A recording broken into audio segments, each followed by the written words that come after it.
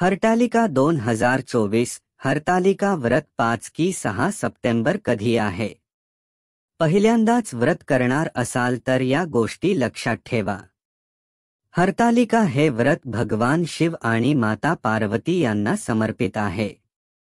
विवाहित महिला आपल्या पतीच्या दीर्घायुष्यासाठी आणि अविवाहित मुलींना इच्छित वर मिळण्यासाठी हे व्रत करतात.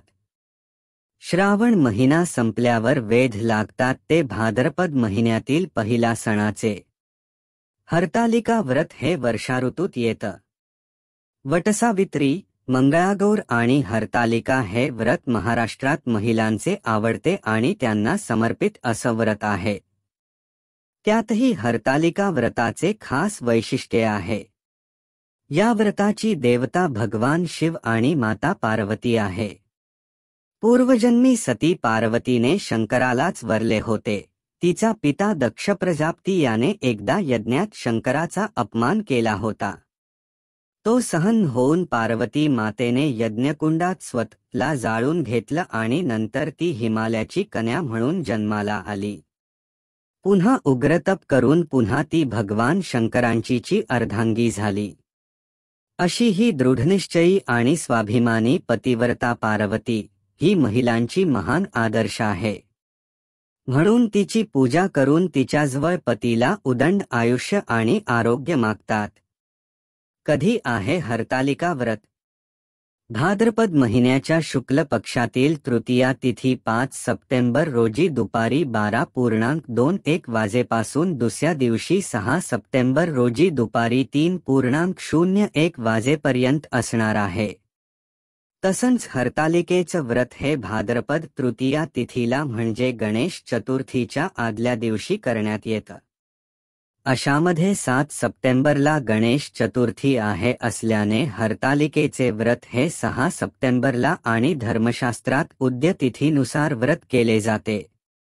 हरतालिका पूजा साहित्य: हळदकुंकू, गुलाल, रांगोळी, नारळ, 2 केळी, इतर फळं, 12 विड्याची पानं, 10 सुपाया, 5 खारका, 5 बदाम, कापसाची वस्त्रे, कापसाच्या वाती, जानवे, पंचामृत, अक्षता, निवडलेले धुवून वाळवलेले तांदूळ, अष्टगंध, शेंदूर, बुक्का, अत्तर, सुगंधी तेल, कोमट पाणी, कापूर, सुटे पैसे, फुलं, तुळशी, दुर्वा, उदबत्ती, सौभाग्य अलंकार, हळदी कुंकू, बांगड्या, गळेश्री, काजळ,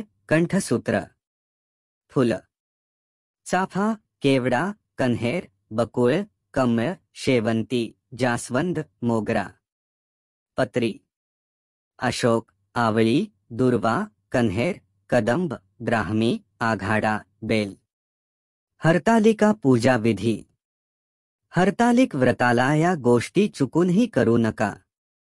उपवास करताना लहान मोठे सर्वांचा आदर करा.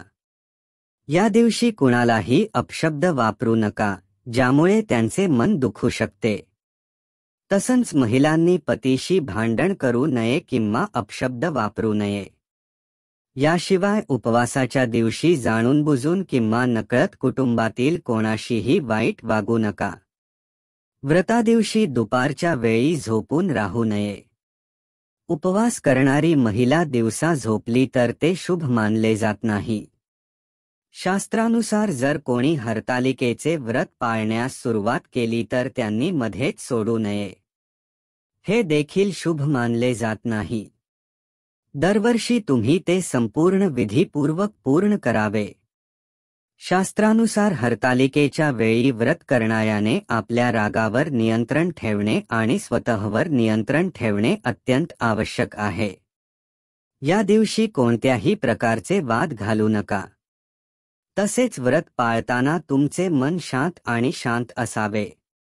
ज्योतिषशास्त्रानुसार हरतालिका व्रतामध्ये चुकूनही पाणी किंवा अन्नाचे सेवन करू नये. कारण हे व्रत निर्जळ करायचे असते. तसेच या दिवशी भगवान शिव आणि माता पार्वतींचे नामस्मरण करण्यात वेळ घालवावा.